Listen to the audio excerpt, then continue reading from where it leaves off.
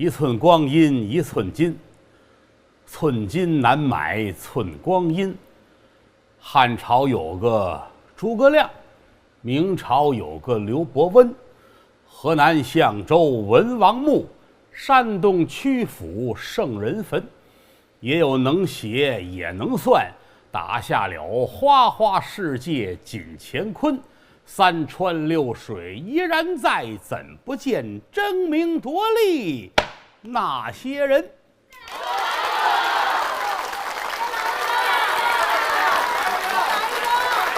不来了，不来了！来一个！有意思吗？你们？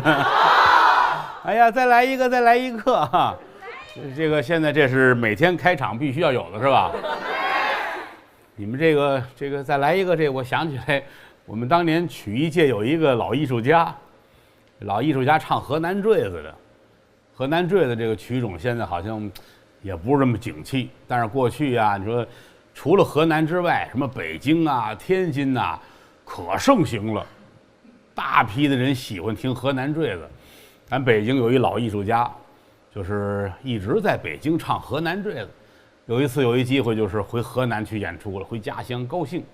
哎，一唱完之后，观众也很欢迎。老艺术家，我太激动了，我终于回到家乡唱坠子了啊！啊，我要再唱一个，我再唱一个，哎，高兴，哎，唱一个，观众鼓掌，唱完了，我还要再唱一个，大伙儿鼓掌啊，唱啊，我还要再唱一个。前排站起观众来，哎，说好了，就这一个了啊。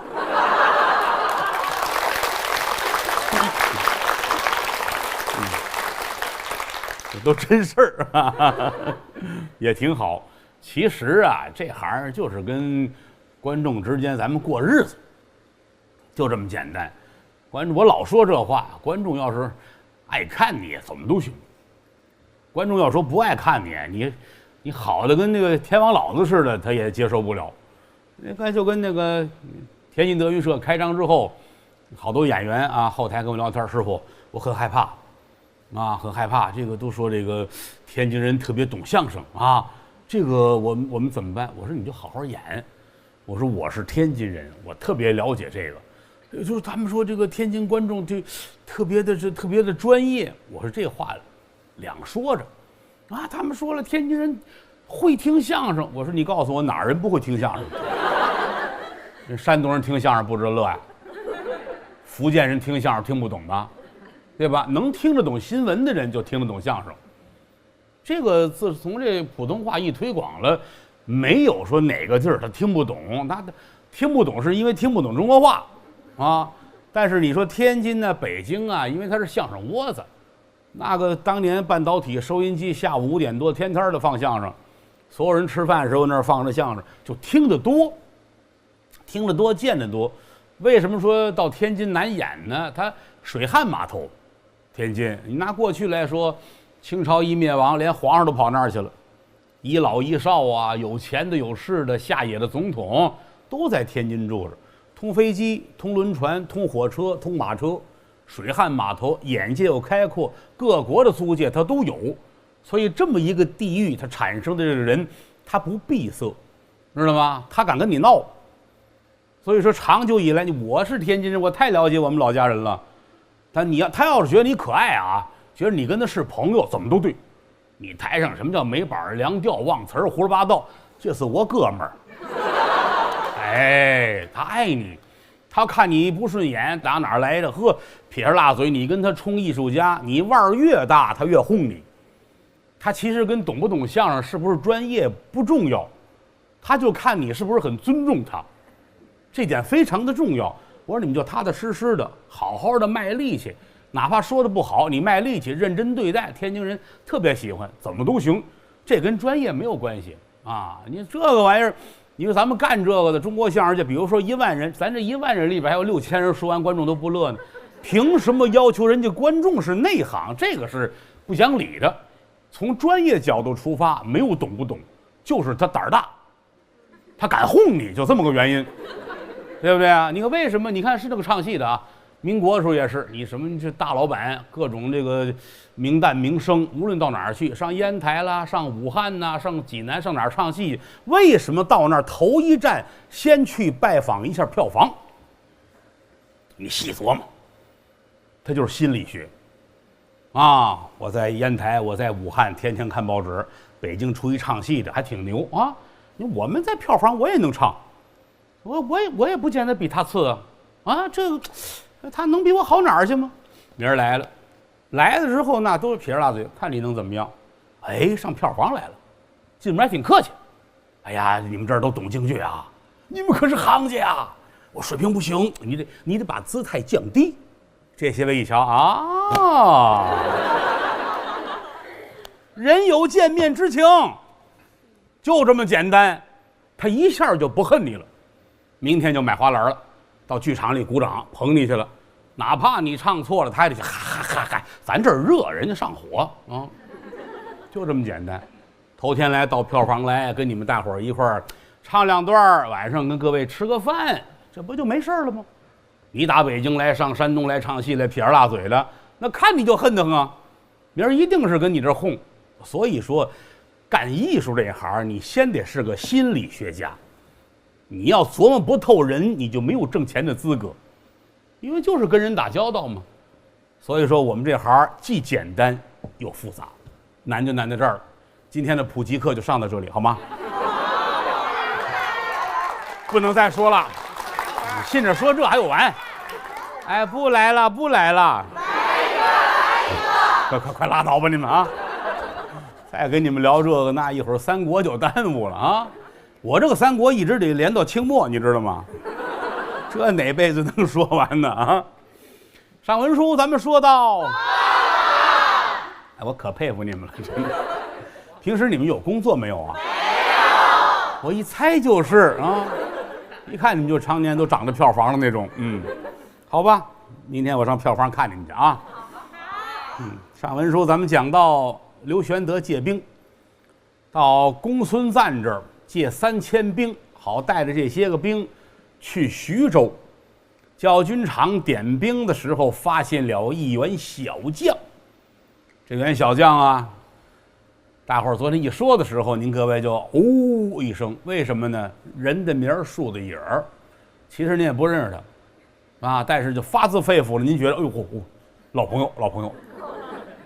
谁呢？就是赵云赵子龙，他这会儿在公孙瓒这儿上班呢。哎，小将军英勇，当然现在还不到他这个大展身手的时候，不过也该出场了，啊，因为咱们这个书啊，三国嘛。就是这样，说着说着，有的人哎3场5场的就杀青了，有的人是一露面就杀青了，不一样，有早有晚。简短截说，我要借赵云，让赵云跟这3000兵都跟我去。公孙瓒也就同意了。那行啊，那就好借好还，再借不难吧。这儿都收拾完了，刘关张带着赵云，带着人马。出离了这儿是赶奔徐州，到徐州这儿是3队人马会合。刘玄德这是一支人马，孔融是一支人马，青州刺史田凯这是一支人马，3支人马聚齐了，在徐州城以外。当间这心儿是徐州城，这外头是曹兵，在曹兵后头是这3路人马。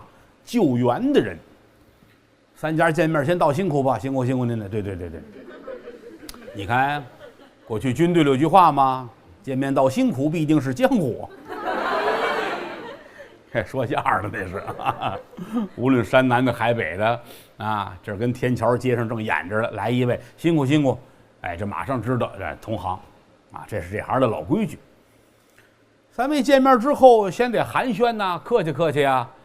咱们也终于碰见了，这是人家陶谦陶公祖请咱们来帮忙啊！我们这个兵力也薄弱啊，能力也有限啊，您各位多支持多鼓励，客气话是要有的。都商量完了，晚上大伙说咱们看看曹营的实力吧。天都黑了，找一高坡，站在高坡上看，这放眼一瞧啊，这三位呀，都嘬牙花子。怎么呢？这个仗不好打呀，曹操的人太多呀，而且当时确实，人家手底下就那个有了名的谋士将近100人，就这个智囊团是很庞大的呀，武将也得100-200，再加上这么些个兵，兵似冰山，将似将海，看着月光之下，就那个旗帆的晃动啊，就跟海波浪似的。这三位你瞧我，我瞧你，好啊，是好啊，要不咱们回去吧？不能那样说，那这仨是说相声的啊，打不过咱跑吧啊！这三位不行啊，这三位都有来头，站在这儿看了看，心里有数了。有打这高坡上下来，回在了中军保障。坐在这儿，咱得开会，这事儿怎么办？商量来商量去，最后大伙儿决定，需要有一个人作为先遣部队，要杀进城去。这个话说着可简单了，各位您琢磨，那是那么容易的事儿吗？来几位让一让啊！我们是帮忙来的啊，请闪一条道路啊！哎，我们要进去了啊！来开城，我们来帮忙来了。那是小孩过家家啊，不是那么容易的呀。你得让城里知道我们是谁，还得让曹军这儿猝不及防。商量来商量去，谁去？刘备站起来了，两位大人，把这点功劳让给我吧。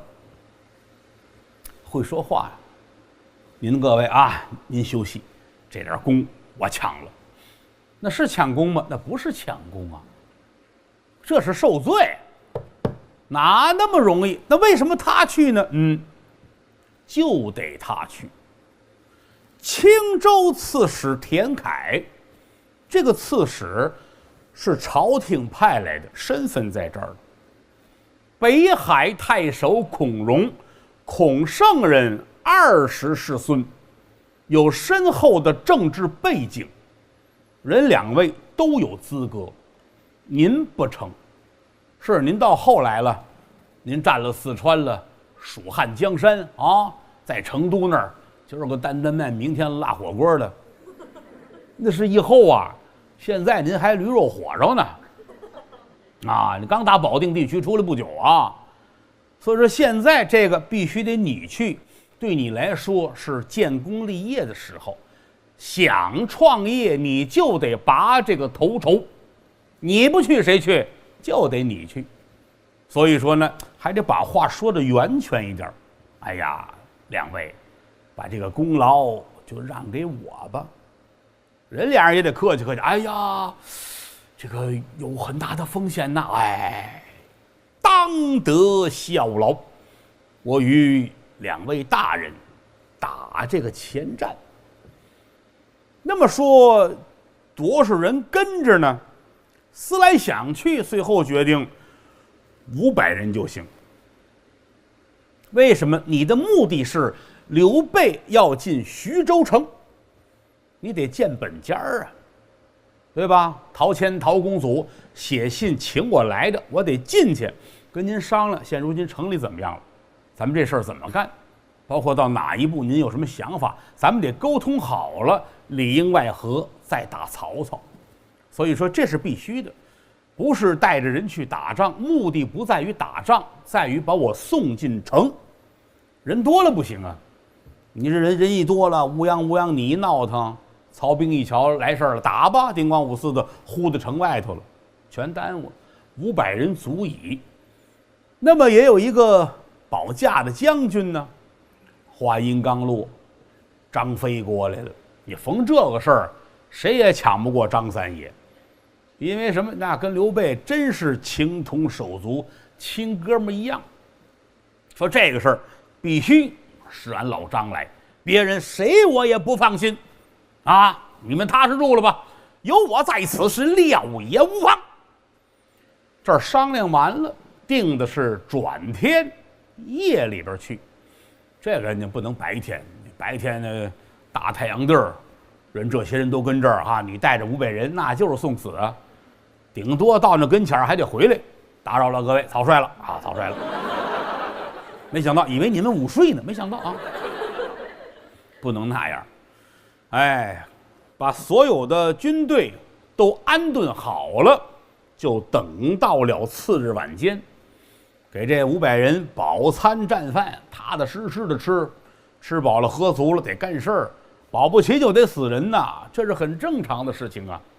张三爷顶盔贯甲，罩袍束带，从头上到脚下收拾的紧称利落，保着自己的大哥。人家这个孔融、田凯得送出来啊，玄德摆摆手，二位大人啊，您踏踏实实的静候佳音。飞身上马，把自己这双股剑也拿出来了。前文书咱们介绍过，我老说啊，我说这个刘备这个命啊，就是做主公的命。你两军阵前谁过来都能把他打了。咱实话实说嘛，三国里边有名的上将无计其数，那死的那个哪个不比他能力大呀？但是呢，哎，这玩意儿故事就是这么设计的，他有智慧，他又有血统，他这个出身，他的志向，方方面面的啊，就得给他搁在位置上，他要来这个活儿，这就跟说相声道理是一样的。你看我们说相声啊，一般来说一个相声专场是6段到7段。我们最后那段呢，就是叫攒底，他前面那个呢叫倒二，倒二就是倒数第二。后台一说今儿谁倒二，他倒二，谁的底呀？哦，他的底就是他最后一个，这倒二的在他前边。很多时候，就这倒二啊，在台上说相声，您听底下吧，山崩地裂，观众乐得顿足捶胸，好之极。下来之后，大伙儿都说底都接不住，就这攒底这两段往上一走啊。可能知名度会比那个倒二的高，但是跟这儿说，观众就觉得没有那么解渴，这不如倒二说的好。你看倒二多好，是不是？但是你要掉一个，你让那倒二，就你别倒二，明天你攒底吧。你觉得他山崩地裂，你让他攒底，你再看，他连开场都不够资格。后台管这叫什么呀？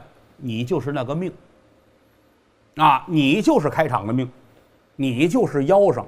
当件儿演，你必须倒二，有你再倒二，观众没有什么提前走的呀，上厕所外边抽烟的没有，得把观众给底留住。但你的能耐就是在倒二这儿，让你攒底你就攒不了。北京城当年说相声呢，有一对相声演员就是开场的命，不管是侯耀文先生还是马季先生，无论谁在哪儿干相声专场，必须请他来开场。多大的场合底下，你别管是几百人、几千人，乱乱哄哄，这两位一上去就能把场开了，后边好接。但是你给他俩搁到第2场，底下就能骂得接。你说哪儿说理去？这不就是人生吗？对不对呀？这儿都安顿好了之后，刘玄德要闯入徐州城，大的人马往后压住了。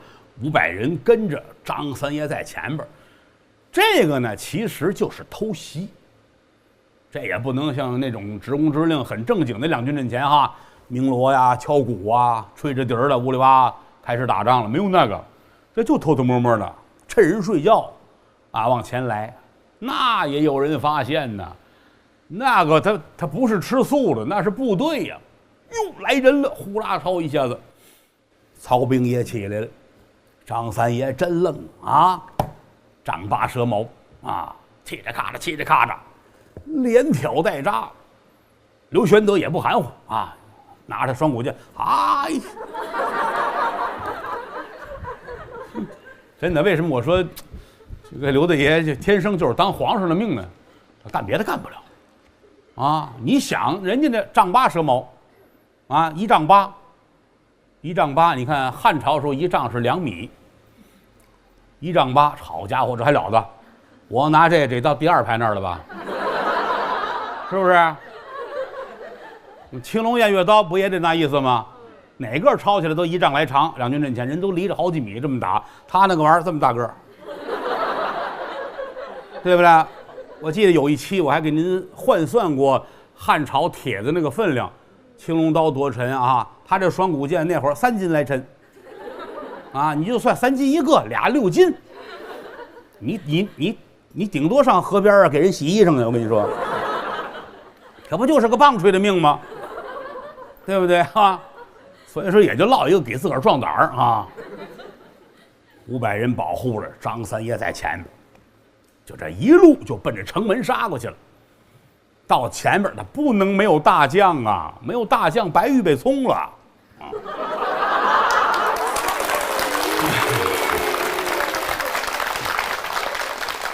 草率了啊，草率。来了一员大将，谁呀？于禁。爱看三国都知道啊，于禁啊，于禁很厉害。当然，比于禁还厉害的是于谦啊。别捣乱，别捣乱，别捣乱！你不要起哄啊！于禁就杀出来了，那还不杀出来？正好跟张飞俩人就碰见了啊！那还客气什么呀？打呗！叮当五四的，俩人打起来了。关键这边啊，有刘备，500兵卒保护了，趁这儿打，人就过去了，直接奔这城门这儿。这城楼上面，人家陶谦这儿有巡夜的兵丁，赶紧报。这儿一报，一说这事儿，陶谦踏实了。好家伙，我的天爷，救兵到了啊！影超超又瞧见那边旗帜上写着个刘，哦，这是刘玄德来了。现在如何？说已经快到城门这儿了，开关落锁，快让他们进来。简短截说，有人到底下打开城门，把刘备就让进来了。那边呢，张飞跟于禁不是为了打仗，一瞧大哥进去了，好，天不早了，咱们早歇着，早歇着啊。于禁一看，那得了，晚安了，明儿见。他们咱不管，回过头来再说刘备。这一进了城，陶谦眼泪都快下来了。亲人呐，亲人，我可看见救兵了啊！快请，快请，快请！让到了议事厅，往这儿一坐，有人呢给沏了茶，啊，这儿给介绍啊，这是我的文臣武士，这是谁？这是谁啊？今天您来了，我们就踏实了。啊，刘备说：“一步来迟啊，让您这儿着急上火的了。这些日子我们又弄救兵啊，这个路上又奔波。现如今呢，3家人马都到了，我们已经都在城外了。您放心，咱们商量商量，一定能解了徐州之围，让曹操退兵。”好，好，好，谢谢，谢谢，谢谢。来呀，准备酒饭吧。这儿吃着喝着，聊着天儿。陶谦就上下的打量刘备，暗自赞叹：“这乃人中龙凤也。”哎呀，你瞧人家怎么看怎么好，岁数是最合适的。我这岁数胡子都白了，现如今我也是让曹操闹得心力交瘁。看看自己，看看刘备，看看刘备，看看自己，叹了口气。子仲，喊糜竺，你去把徐州的牌印给我拿来。拿什么呀？公章。拿徐州的公章，因为他是徐州刺史嘛，去给我拿来。哎，一会儿功夫打那边给拖来了。汉朝的时候那公章啊，没多大，不是您看电视剧那个这么大个儿。啊，现在您上哪儿卖工艺品那儿，黄不筋儿的、白不筋儿的大石头哈，上面有一龙，有一这个啊，就说这个过去说玉玺这么大，印章这么没有那么大呀。那会儿多大？其实大概就是小指头这么点儿，就这么点儿。因为那会儿再往前来说，它纸也不发达啊，那不像后来纸张应用的这么普及。当年都是弄竹子、竹简，竹简写什么东西，哎，到最后呢，卷好了，上面有块火漆，贴上之后，拿这章跟上面一盖，有一封泥，就干这个使的。这后来逐渐的稍微做的比这个就大一点了，携带也方便，不是那个您在外边看着好人那个大塑料的，又是那个啊，一边卖一边说10块钱都不花，怎么当个企业家？就那个他那玩意儿10块钱一个，把这拿过来了，往桌上一放。刘备没明白，心说徐州这个风土人情，这是喝酒的时候有酒粒儿是怎么着？可能是谁输了往脸上给谁盖个章。也不知道，那就看着呗啊。陶谦看着这章，宣德公，陶大人，我无能啊，我一个人的原因连累了徐州的百姓，现如今我就算是一死，也难赎前愆。我现在死了，就老百姓要受这个罪，这些个委屈都补不回来。所以说，今天得遇宣德公，犹如拨云见日，把那个乌云拨了开了，大太阳露出来，犹如拨云见日。我有意将徐州赠与宣德公，请来领事。这地儿是您的了，我退休了您也别跟我客气了。这句话说完了，这一屋子人都不说话了。首先说，陶谦跟前这些个文臣武将们就都愣了吃半截饭，你瞧换老板了，也不言语一声，是吧？你把这儿让我们怎么办呢？万一人家说好的我接受了，但是你的工作人员我不要，我们找谁去？轰出去就死了。大伙儿都愣，都看着糜竺在旁边站着，只有糜竺脸上没有任何表情，就这么似笑不笑的看着。糜竺不是一般人他有个外号糜半城，这不是说相声给起的，真叫糜半城。徐州有一半的财富是他一个人他也很看好刘备。当然今天陶谦说这个事儿他也不知道，这么多年来他一直辅佐陶谦，他从这儿开始就仔细的端详刘备。那后来他要不然能把自己的妹妹许给了刘备吗？那糜夫人不就是糜竺的妹子吗？所以以后他是刘备的大舅子，而且他是刘备之后的天使投资人。就这么三言两语让您先知道这个人的背景所以他站着看着，他不担惊，有钱有势他在乎什么？就看着事态的发展，就看着。最担惊的是刘备，不挨着呀，哪儿这就给我了呀？您说呢？这就跟哪儿请郭德纲说相声演出去到那一看这大体育馆金碧辉煌，雕梁画栋，盖得跟故宫似的，能坐5万观众。我这正穿大褂准备演出呢，人家这个找我来了，你演完之后这园子归你了那他不得吓我一跳吗？你准是憋着要害我呀，天天跟这儿演，我得累死呀太突然了。刘备吓一赶紧站起来了，这个刘备何德何能？这得客气客气，我没这么大能耐。这愧不敢当，愧不敢当。您这份心意我领了，不敢宣德公，我是真心实意的，您也不必特谦。你看我这个岁数，风前之烛，瓦上之霜，点一根蜡，搁在风口那儿，说灭就灭。瓦上那霜夜里还有，天一亮一出太阳就没了。所以我是真心实意的要把徐州给您啊！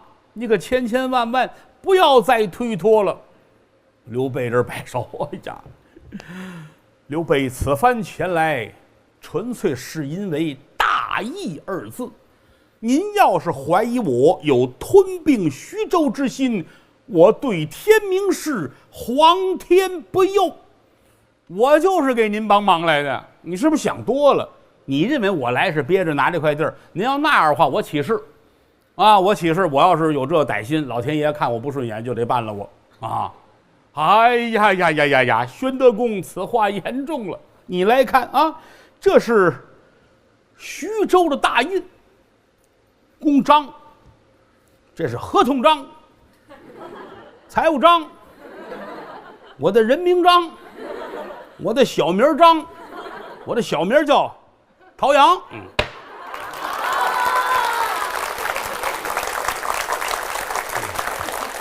兖州80多个县呢，现如今就剩下3个县，几乎让人全给兜了。那么谁弄的呢？吕布，让吕布把曹操的后路给端了。您换个字儿吧。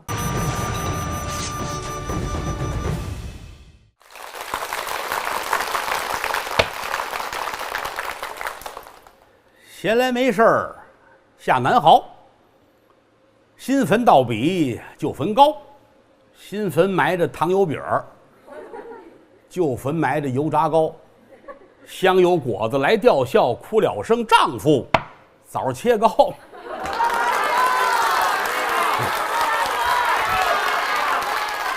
不来了，不来了，来一个，来一个，不来了，不来了。这，不够你们添乱的，一天到晚啊，挺好。这个要是没有您各位这样的观众啊，说书啊就没意思。我最讨厌的就是不带观众跟这儿录书。我之前在别的平台上录一评书，由于疫情的原因呢，不能进棚录，我在家里边录。哎呀，录的我都快睡着了。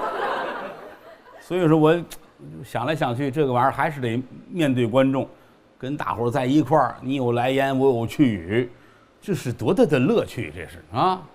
要不过去那人他愿意上书馆里边听书去呢啊！当然了，有的听书也不是为了听书啊，为了看演员。那回谁跟我念哦？我就老先生跟我说闲话。当年我们有那个西河大鼓的前辈。就是马增芬先生，啊，马增芬、马增慧，人这是一家子，那好角儿啊！马增芬先生唱了那个《玲珑塔》，啊，天下尽知，都红的都不行了，观众去捧去。他们后来说，在捧他的观众里边，就是坐前排有一个主，就这主被曲艺界一直在聊他，就说这个人有意思，挺有钱，啊。捧角嘛，啊，挺有钱。关键这主呢，坐在那儿的目的是为了炫富，为了炫富。冬天上书馆去听去，穿一个狐狸腿的大衣，啊，这个狐狸这个皮啊，它得镶在这衣服里头，外边看不见皮，不得解开了吗？里边才是皮毛嘛，啊，他坐在那儿，把这大衣解开了。翻着这大衣，让你们看，你看，狐狸皮，啊，然后这俩手上呢戴满了戒指，哎，在这腿啊跟这翘二郎腿，大衣翻着，这俩手这样，啊，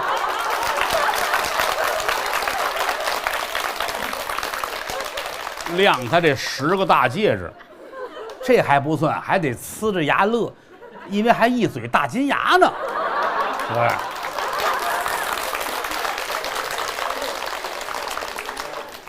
哎，经常有演员看见他就笑场了，太好玩了这个啊，这也挺可乐，这个也是啊，这个对演员来说也是上课。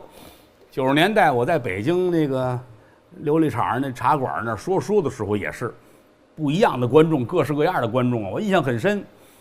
有一个老大爷啊，老带着一个这么大皮包啊，就是好久以前有一个日本的电视剧，这电视剧里边呢有一个男演员啊演的这名叫大岛茂，这得40来岁人才知道，哎，大岛茂包，哎，就是特别时兴，棕色的啊，就这么大个儿吧，这办公用的得拎着，那段时间特别时兴，这大爷就拿这包装的啊都是相册，他到茶馆去往上一坐，他得先把他这拿出来搁在桌上，给大伙儿展示，这是哪个领导跟我照的相，这是哪个著名演员跟我照的相，啊，他天天来，天天展示，他印象很深。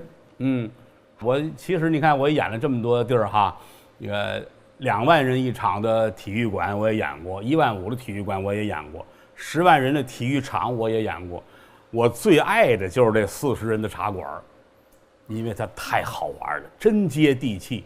就这个场合演出是为我自个儿演，跟他们这个台上台下10张8仙桌子坐这帮人老少爷们儿，这一聊天就那种快乐，哪怕给我个3000万，当然更好啊，也换不来那种快乐。你们就盼着等我上岁数了啊，我过了100岁之后，咱们就天天这样啊。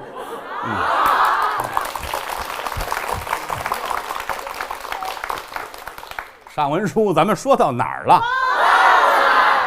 好吧，你们这个样子我特别的满意啊。刘备刘玄德来在了徐州城，这段书叫《陶公祖揖让徐州》。头一次啊，把这章拿出来，当然我那是闹着玩啊，合同章、财务章、人名章哈。人家这没有，人就是徐州牌印搁在这儿啊。宣德公，陶大人，来一个，来一个，不要了，不要了，来一个，来一个，不要了，不要了。啊，估计这俩人老出去听书去，让那些个淘气的观众们给教坏了。客气客气吧啊，这个玩意儿没有人敢劝。因为这不是小事儿，虽然说有谋士有武将都在这看着，也就落一个看着啊。反正大伙儿心说这谁都行呗啊，换老板我们也好好干活啊，我们就看着呗。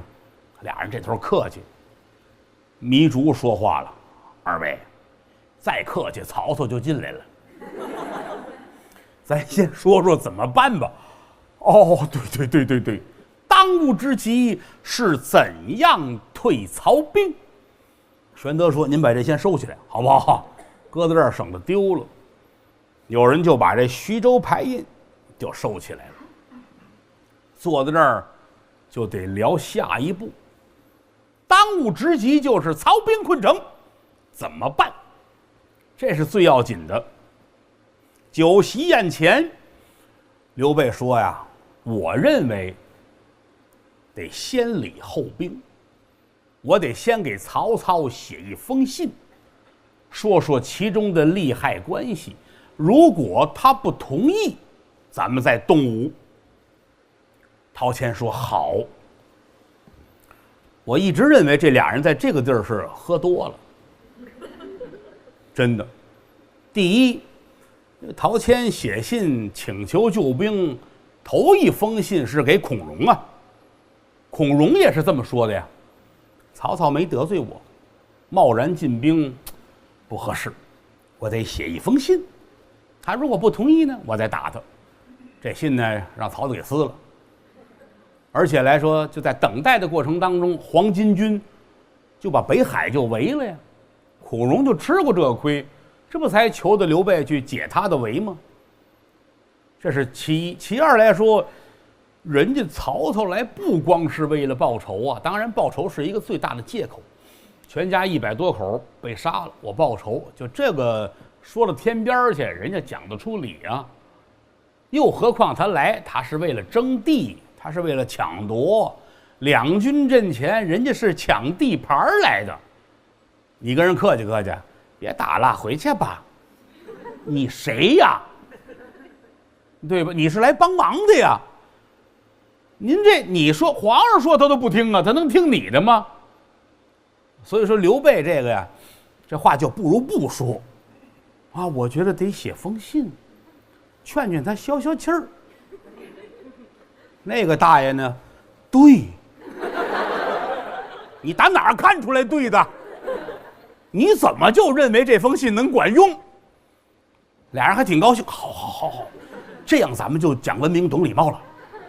写信吧，客气客呗啊。那么说，刘备跟曹操有交情吗？反正比不认识强点儿。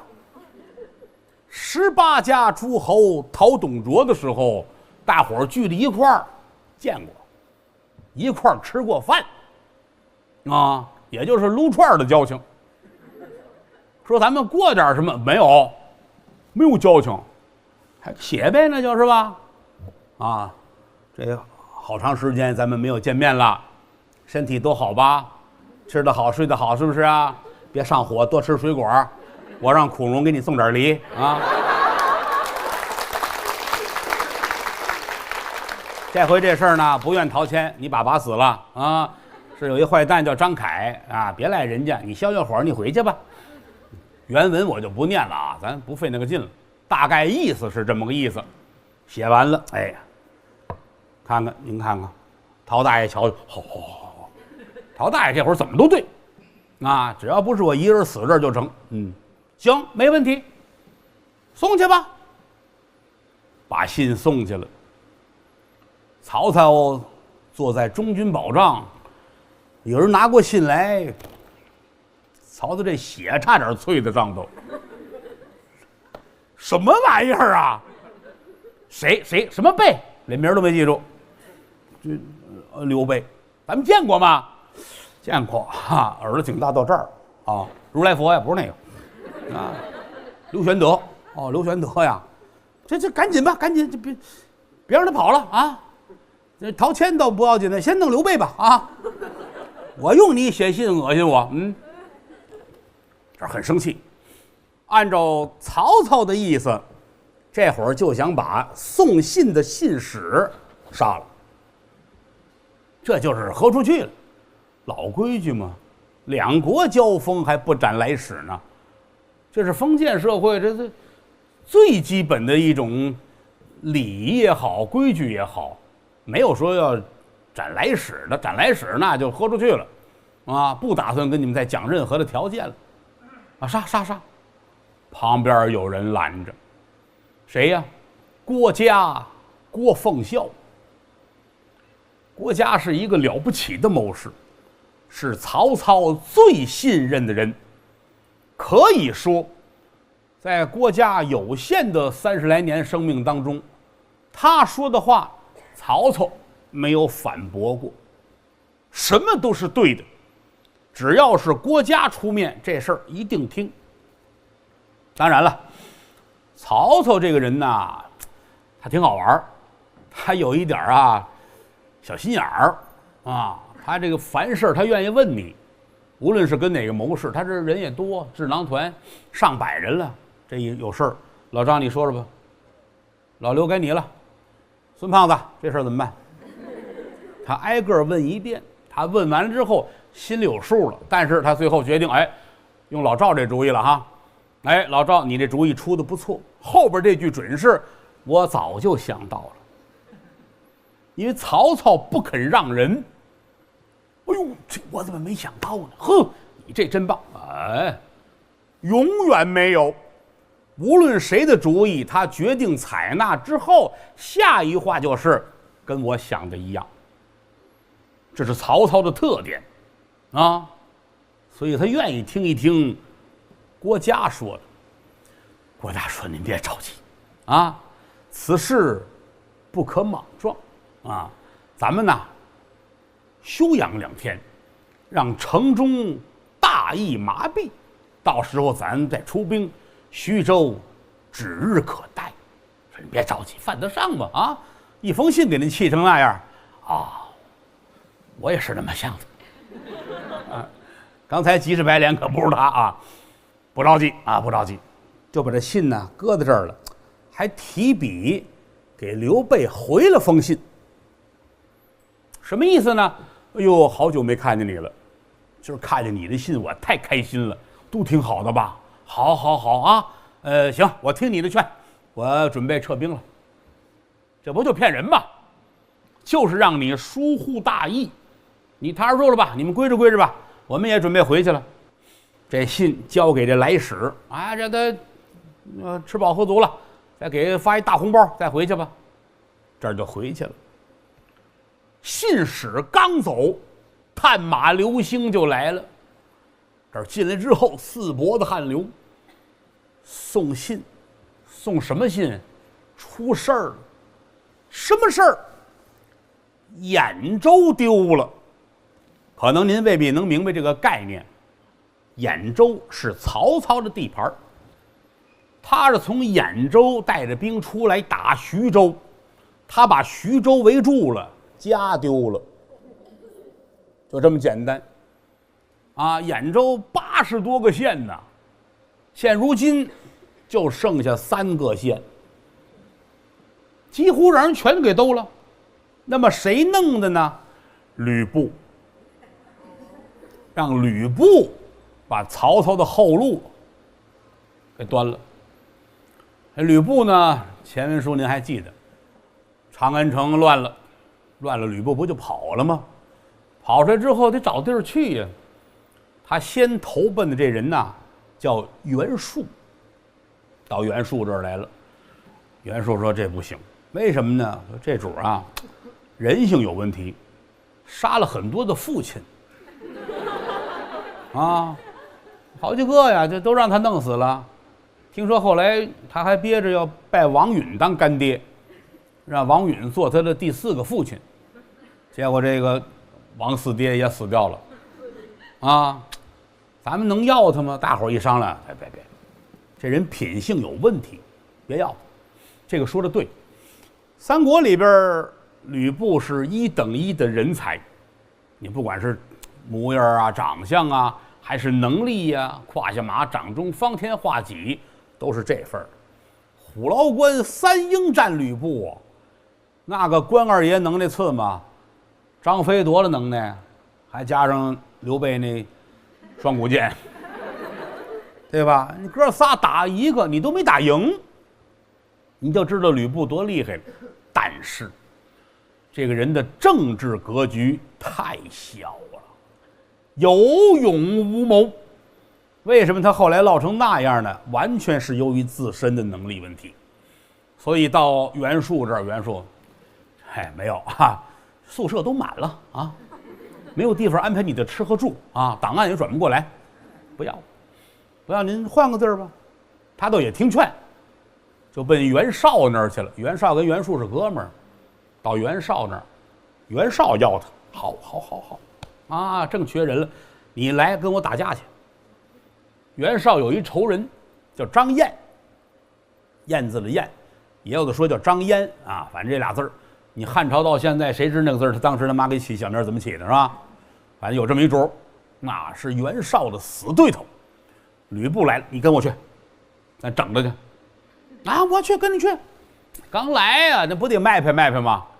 两军阵前，他一出马，就整个就把张燕这给秃噜了，高兴。袁绍说：“你还得是你，别人谁也不灵。这张燕太讨厌，我恨他半辈子。得亏是你，你把他替我给肃清了，高兴。这个咱也说了，吕布这个人呢，狗肚子搁不住2两香酥油，就开始膨胀了。啊，你是初来乍到，你得交朋友，没有。无论是谁，原来袁绍这儿的拍拍肩膀，不如我吧？怎么样？服不服？就把人都得罪了。天天的有人上袁绍那告状，您招来这什么玩意儿？一嘴芦灰搭子，对不对啊？好家伙，这不像人话了。1个2个来告状有情可原，所有人都告状啊。哎呀，袁绍也烦他，大伙儿坐一块商量，你们别着急，咱们老哥们儿这么些年了哈，他不是新来的吗？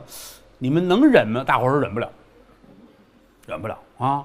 要不然的话，就是你跟他，你们哥俩好，我们就不干了。别，不至于。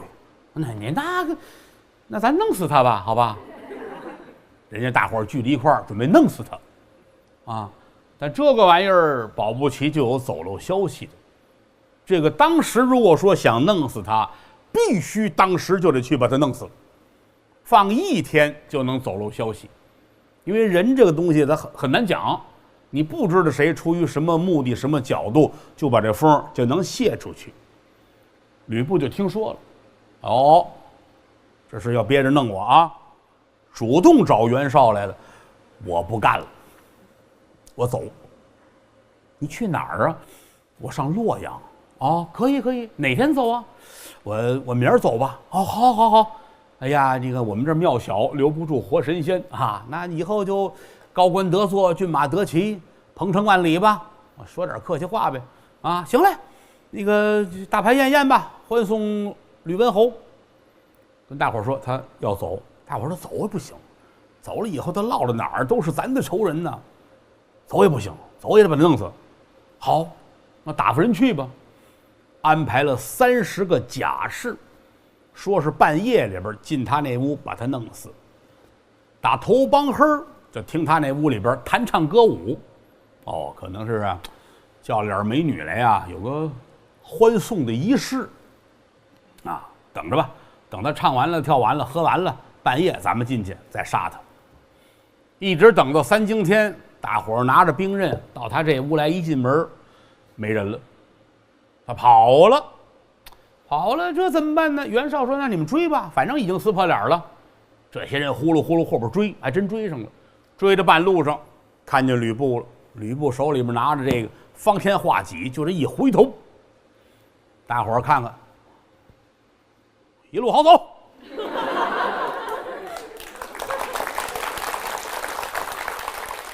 再见，走。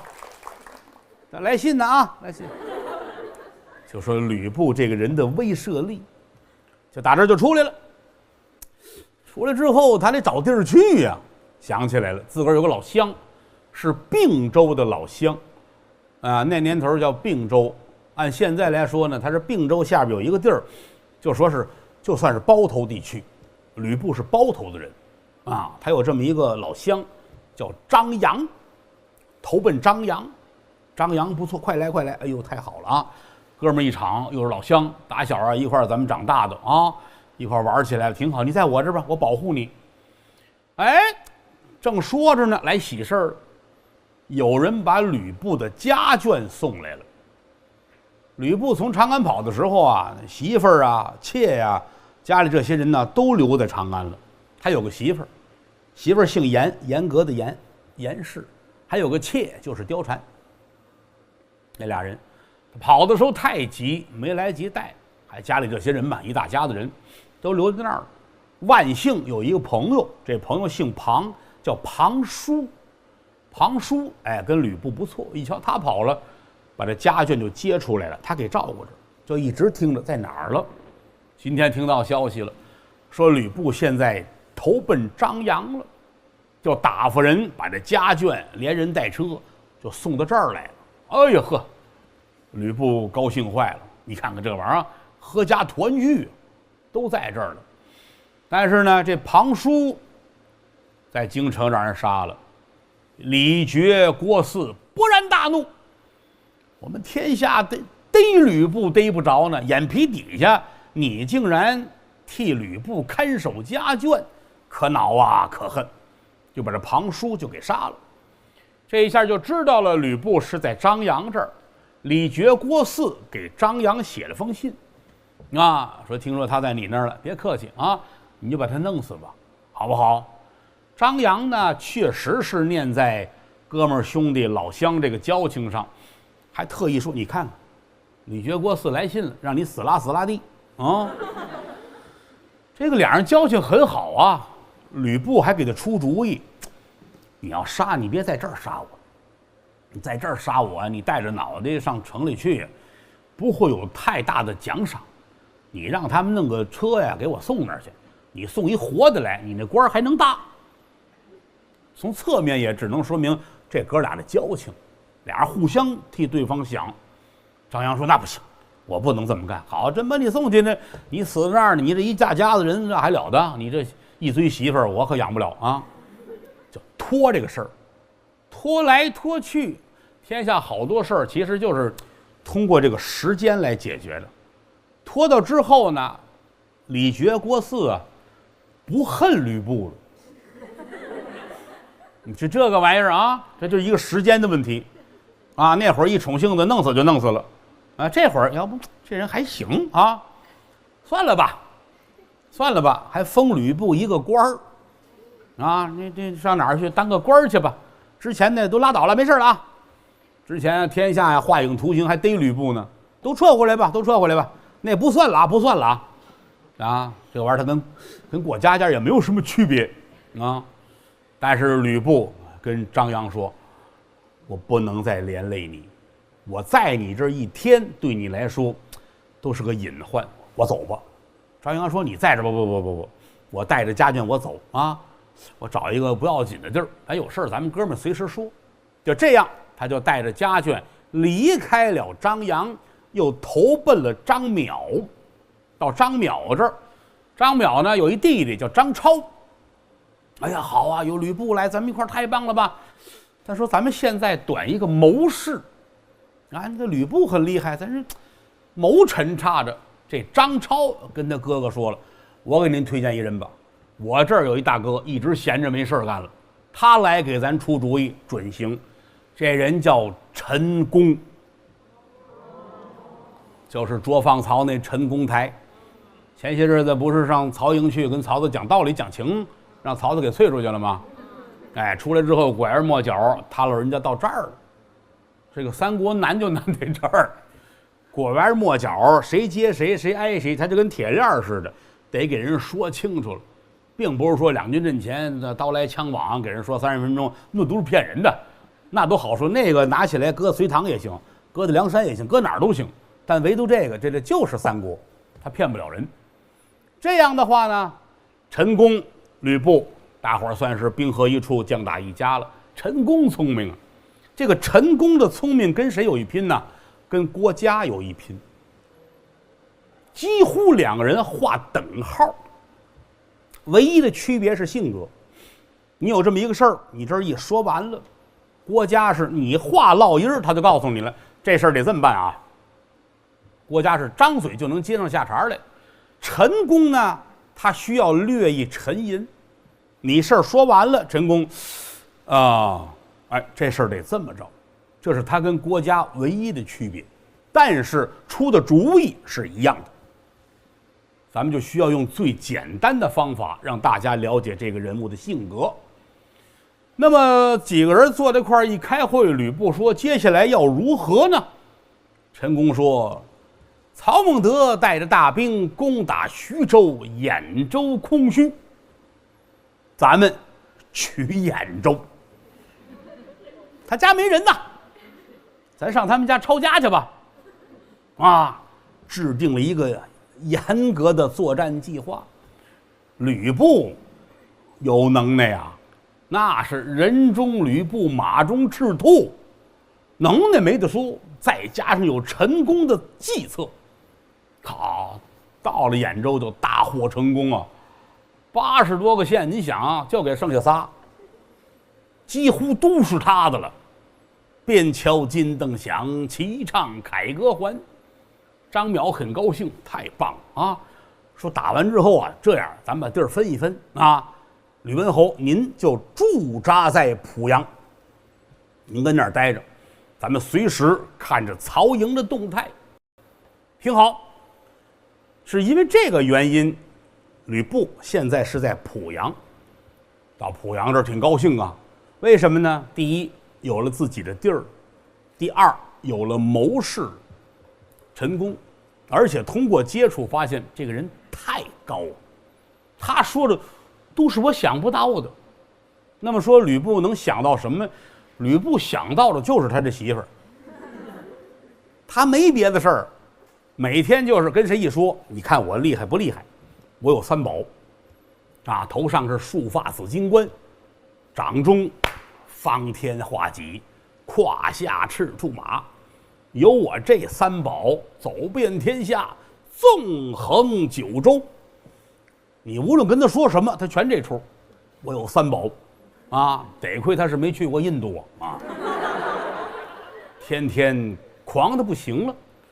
这会儿很太平，因为也没有人跟他闹，天天除了喝酒，就是跟严氏啊、貂蝉呐一块儿吃饭聊天，看他俩吃醋碾酸呐、唱歌跳舞啊，过的小日子还挺好。